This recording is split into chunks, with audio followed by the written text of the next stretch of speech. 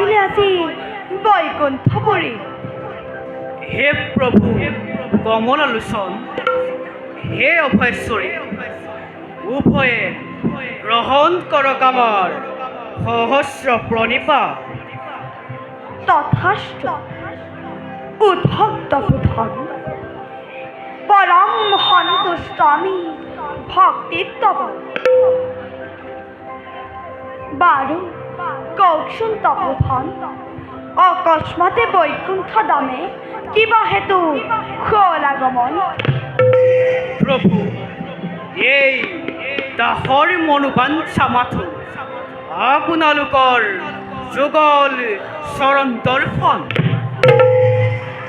মুনিবৰ, সন্তোষিত হলো মই আপোনাৰ ভক্তি। সেয়েহে তপোধন দিব খোজো আপোনাক এটি ক্ষুদ্ৰ উপহাৰ। উপহাৰ? মাতৃ, আপোনালোকৰ যুগল চৰণ দৰ্শনেই মোৰ যোগ্য উপহাৰ। ইয়াৰ বাহিৰে অন্য উপহাৰৰ মোৰ নাই প্ৰয়োজন মাতৃ। তপোবৰ, আপুনি হেন মহান জ্ঞানী তপস্বী নিজে আহি বৈকুণ্ঠ ধামে হ'ল উপস্থিত। তাৰে প্ৰতিধান হিচাপে দিব খোজো আপোনাক দেৱৰ দুৰ্লভ এই মালাধাৰী। ওম বিশ্বর বৈশ্বর্যশ্রী পদমে পদ্মে নয়ে সর্বিত্র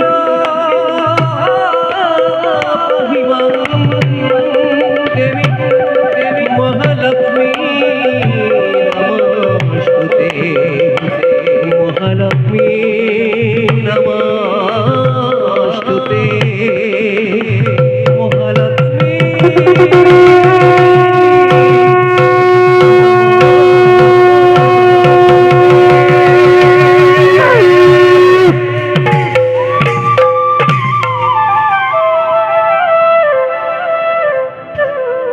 হে জগত জননী, আপোনাৰ এই উপহাৰকেই মই আশীৰ্বাদ বুলি কৰিলো গ্ৰহণ।